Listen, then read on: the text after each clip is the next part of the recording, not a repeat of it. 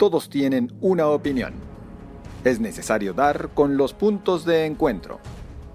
Ver, escuchar, conocer para comprender. Entre punto de vista. Con Alberto Velasco Vera e invitados.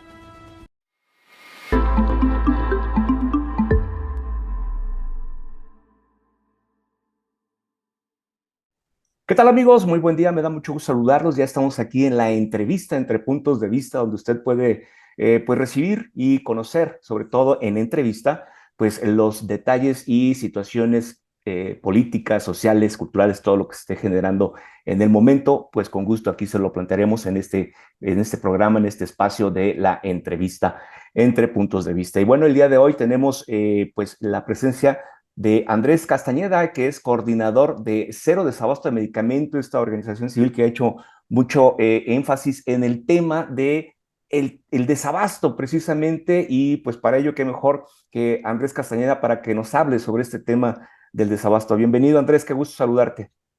Hola, ¿cómo están? Mucho gusto estar con ustedes hoy.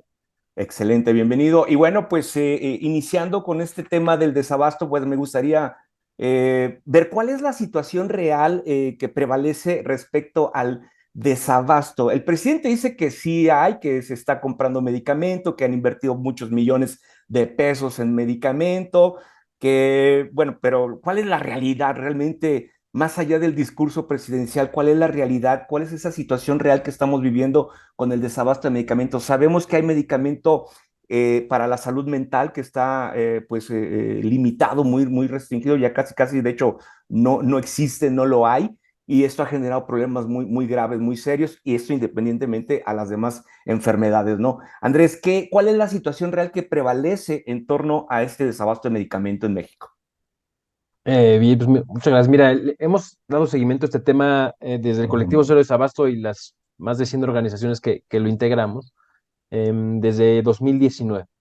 Y lo hacemos a través de varias formas, ¿no? Una de ellas es a través de los reportes que nos hacen las personas en nuestra plataforma cerodesabasto.org, y también tenemos un chatbot, ¿no? Donde nos dejan reportes cuando no reciben su medicamento.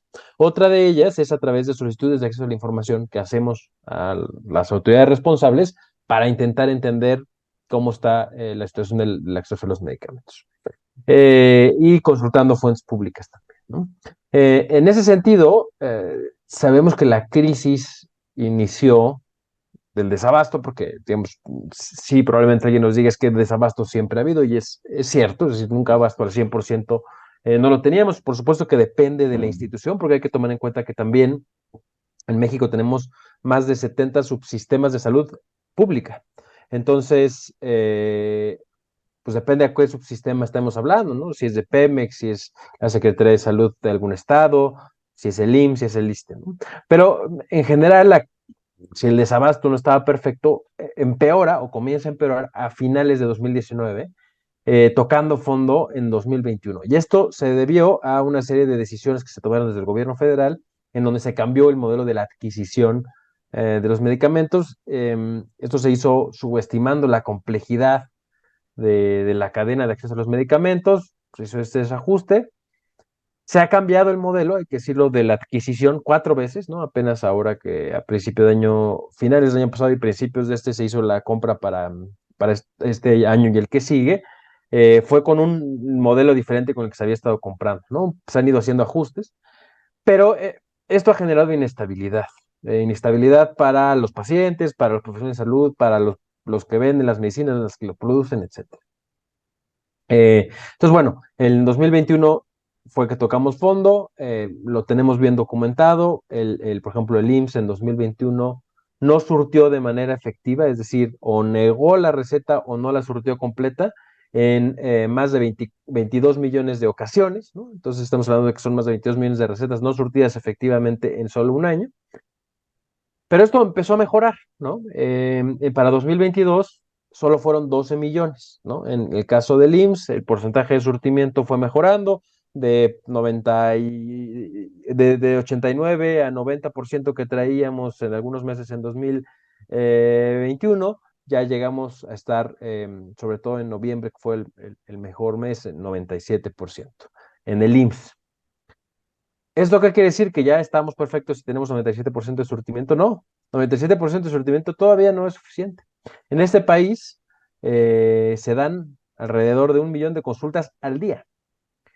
Entonces, si sacamos cuánto es el 1% de 1 millón, estamos hablando de muchas recetas, ¿no? Y eso es solo en un día. Entonces, un 1% no es suficiente, un 3%, 4% de desabasto es muchísimo, ¿no? Cada punto porcentual representa un montón de personas que se quedan sin sus medicinas. Entonces, ¿y lo podemos hacer mejor? ¿No? Que esa es la otra pregunta. Pues sí, lo podemos hacer mejor porque en 2017, 2018 el porcentaje de surtimiento estuvo por arriba del 98.5, 99%. Entonces sí se puede hacer mejor, ya se ha hecho mejor. Todavía, si bien hemos mejorado en 2022, todavía estamos en camino. Ahora, en el camino se han venido otros baches, por así decirlo, ¿no? U otros problemas, aparte del modelo de la adquisición, ¿no? Si bien se cambia el modelo de adquisición, luego viene la pandemia, hay algunas complicaciones. Sabemos que también ha habido, cuando se desajusta esta onda de la cadena, ha habido decisiones comerciales de empresas que toman, que repercuten o sacan medicamentos del mercado, como son algunos, por ejemplo, algunos medicamentos para el dolor o algunos medicamentos para el trastorno por déficit de atención, que son decisiones comerciales, o la vacuna del papiloma humano, ¿no? Que se dejó de producir en 2018 la empresa en la que la comprábamos. Bueno, y eso nos ha metido en aprietos. También sabemos que, y eso es un problema histórico, no hay una política farmacéutica nacional. ¿Y esto qué quiere decir?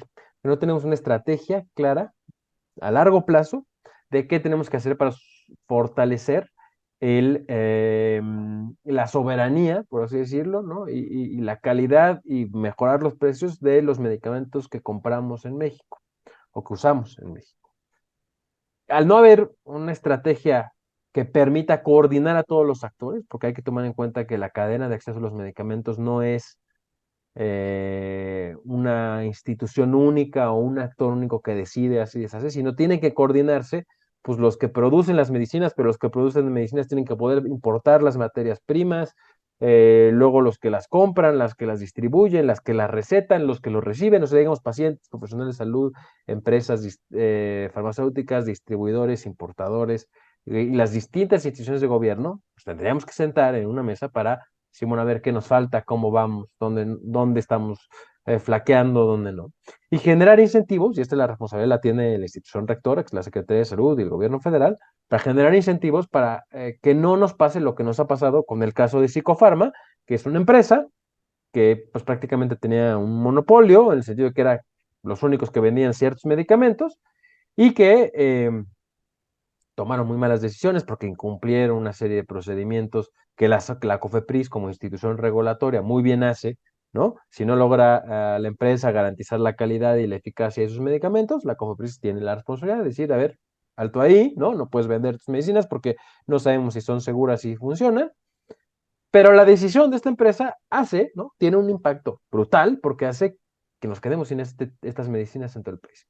Y no solamente en el sector público, ¿no? Como había venido pasando, sino que ahora también en el sector privado, ¿no? Entonces, lo que vimos en los años pasados, cuando había desabasto, pues las personas haciendo esfuerzos, los que podían, compraban sus medicinas en las farmacias. Pero ahora ni siquiera, ¿no?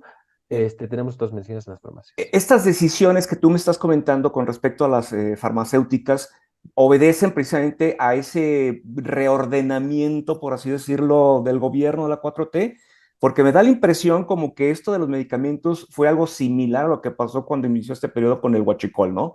Como que me da esa impresión de que fue más o menos cambiar esquemas, cambiar no sé, formas de trabajar, porque el huachicol no se ha acabado, sigue prevaleciendo. No sé, me da esa impresión, quizás a lo mejor estoy en el error, pero puede ser ese tipo de decisiones que hayan orillado a estas farmacéuticas a retirarse. Mira, es difícil saber. En este caso, Psicofarma no se retiró, sino hizo las cosas mal, no garantizó Ujú. la calidad de sus medicamentos y pues Ok. tiene que probar que sí lo está haciendo, que está haciendo las cosas bien para poder volver a vender y producir. Ujú. En este caso, ¿no? ¿Eso responde digamos, al adverso ecosistema? No, no lo sé, ¿no? Pero sí hay otras empresas que sí han decidido dejar de producir, por ejemplo, algunos medicamentos porque no es negocio. Y te doy un ejemplo. Mira, imaginemos que tú vendes paletas heladas, ¿no? Entonces vendes de limón, de mango, no estas que siempre hay en todos lados, que se venden muy bien. Pero también haces unas de kiwi, que son caras porque el kiwi es caro y no se venden tanto, pero tienes un proveedor o un comprador que llega y te compra todas las semanas el 80% de protección de paletas de kiwi. Entonces, pues sí te sale bien porque pues, aunque es caro y complicado hacer las paletas de kiwi, pues tienes a alguien que te va a comprar el 80% de la producción y ya el 20% pues te la compran los clientes que van llegando. Si de pronto este comprador te deja de comprar paletas de kiwi, pues a lo mejor ya no es negocio y dices, no, ¿sabes Ujú. qué? Pues ya, voy a sacar las paletas de kiwi, mejor hago más de mango, más de, ¿no? Pues algo similar pasa. Si el gobierno antes compraba a X o Y empresas, X cantidad de medicinas, y ya se sabía, ¿no? O sea, ya, digamos, había una claridad en el futuro de cómo estaba la demanda, y entonces las empresas podían planear, decir, ah, mira, yo quiero competir ese mercado, entonces nuevos actores entraban y mejoraban precios, mejoraban procesos para competir esos mercados, pero los últimos 4 años el mercado ha sido completamente adverso, Ujú. ¿no? Pues no sé si me van a comprar, no sé cuándo va a salir la licitación, no sé qué me van a pedir, ¿no? Para vender. Y entonces eso hace que pues, empresas digan, no, mejor esto que es muy complicado y mucho riesgo, no lo produzcas y vamos a mejor a irnos a la segura, por así decirlo. Andrés, ¿tiene que ver en esto el intermediarismo? No, ¿Puede afectarlo o no? a ver, los distribuidores, que Ujú. es un muy, muy buen tema, que es digamos, con quien empezó la estrategia, o inclusive en el discurso del presidente de hoy, ¿no? Hablaba de que pocos proveedores tenían gran cantidad de los contratos. Y esto es cierto, ¿eh? Y también había sobrecostos, es cierto, hicimos una investigación junto con la organización Poder, se llama Salud, Dinero y Corrupción, si le ponen así, ahí pueden encontrar nuestros datos, que hicimos un análisis de lo que había comprado el IMSS del 2008 al 2018. Y efectivamente nos dimos cuenta que por ejemplo, el 98% del dinero que se había gastado en la compra de medicinas estaba concentrado en el 10% de los proveedores, por ejemplo, ¿no? Entonces, eso lo sabemos, y también sabemos que había sobrecostos, no fue el mismo tema de los sobrecostos todo el periodo, ¿no? Ya los últimos años mejoraron las condiciones, pero había muchos sobrecostos. Esto quiere decir que todo es por culpa de la corrupción. No necesariamente. No necesariamente porque ¿qué es lo que pasaba? Estos distribuidores resultaban ser actores muy cómodos para tanto las empresas que producen como para las instituciones que compran. Y es como uno, ¿no? Cuando va a hacer súper de su casa o cuando va a comprar los insumos para su casa, pues difícilmente va a ir a la pollería, luego a la verdulería, luego a la tlapalería. No, no hacemos eso. Vamos al súper y compramos en un mismo lugar todo.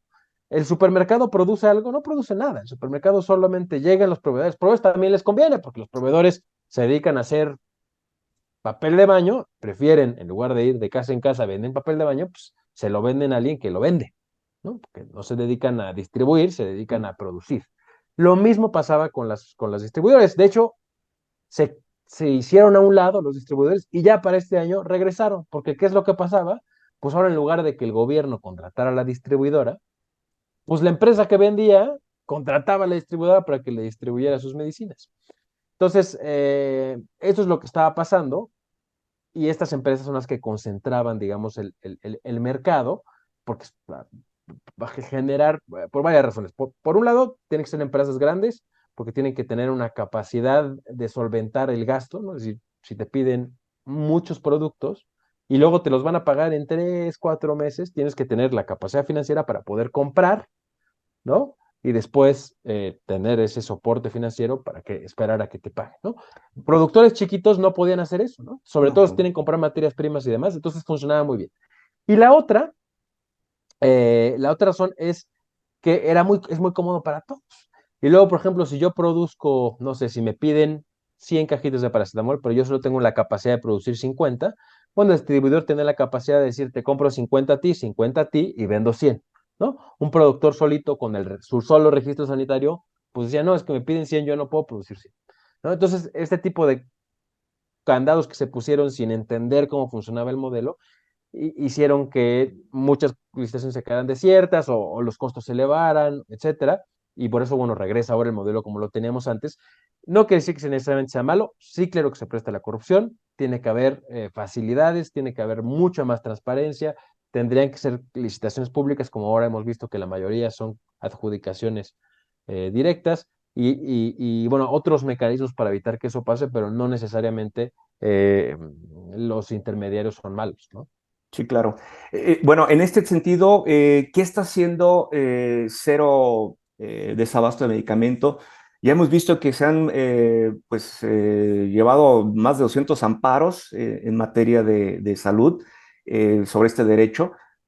Bueno, pues vemos que también la autoridad, desde el presidente mismo, pues no le gustan este tema de los amparos, ¿no? Y lo toma pues a mal, lo toma como rebeldía, lo toma como una afrenta, ¿no? ¿Qué están haciendo? ¿Están yendo a otros organismos supranacionales, organismos internacionales, derechos humanos, la Corte Interamericana? ¿Qué están haciendo o qué están promoviendo para que realmente haya una reacción en el gobierno de México y asuma y garantice sobre todo el medicamento y la salud a los mexicanos? Mira, a ver, digo, el colectivo de César Sabasto es uno de los actores que participamos, pero bueno, de entrada nuestro objetivo es eh, unir fuerzas, ¿no? Entre todas las organizaciones y quienes estén interesados en el tema, en torno al tema del acceso efectivo a los medicamentos para todos y para todas. Y en ese sentido, las más de 100 organizaciones que lo integramos tienen diferentes funciones. Hay algunas organizaciones que se dedican a acompañar a pacientes para poner amparos cuando no se les está garantizando su derecho, ¿sí? Tenemos un grupo de trabajo de litigio estratégico en donde estamos explorando, sí, justo esta posibilidad de ir con alguna institución internacional a establecer un litigio. Hay también algunas otras organizaciones que lo han iniciado ya.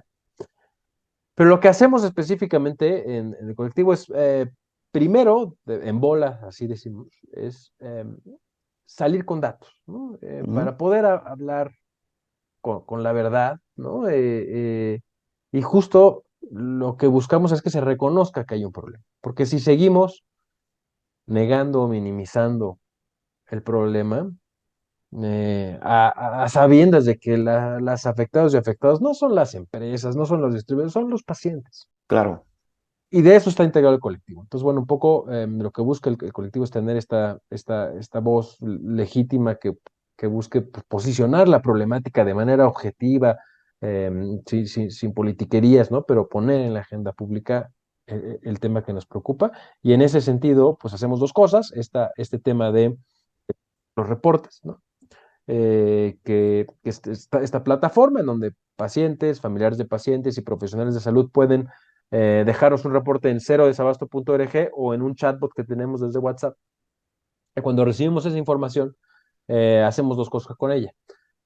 Hacemos un seguimiento, ¿no? A los reportes que son públicos, obviamente se anonimizan, ¿no? Se les quitan los datos personales, pero uno puede cualquier persona meterse y ver cómo están los reportes y de qué se ha reportado y de qué medicinas, etcétera.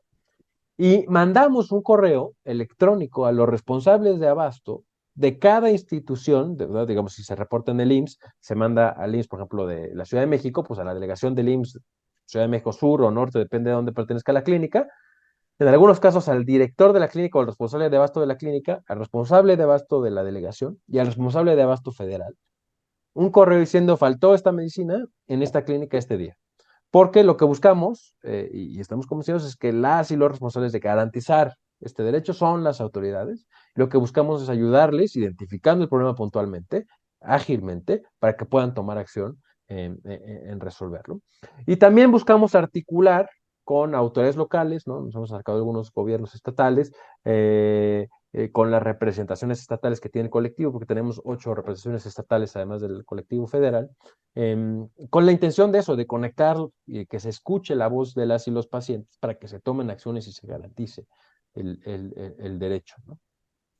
En este tema que estás mencionado, ¿han tenido acercamientos también con el Congreso de la Unión, con legisladores o con las mismas autoridades de salud? ¿Qué les dicen? ¿Qué respuesta han tenido por parte de ellos? ¿Hay apertura, no hay apertura o siguen el mismo discurso del presidente? Sí hay medicamento. Eh, el discurso del presidente es solo el presidente, ¿no? Quienes trabajan en el sistema de salud saben, no puedes Sí, negarlo. O claro, sea, claro, claro. Hay médicos no que lo han puedes negarlo. manifestado, ¿no?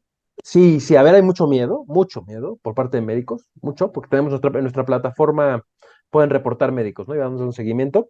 Y el último año cayó el número de médicos que reportan. Y un poco cuando preguntamos es que, a ver, si soy el único médico en la clínica y se reporta un medicamento que solo el médico sabe a quién habrá reportado, ¿no? Entonces, pues sí, ¿no? O sea, ciertamente hay miedo, aunque a pesar de que es anónimo y todo, seguimos recibiendo reportes de profesionales de salud, lo cual, pues es muy bueno, pero bueno, está este tema, ¿no?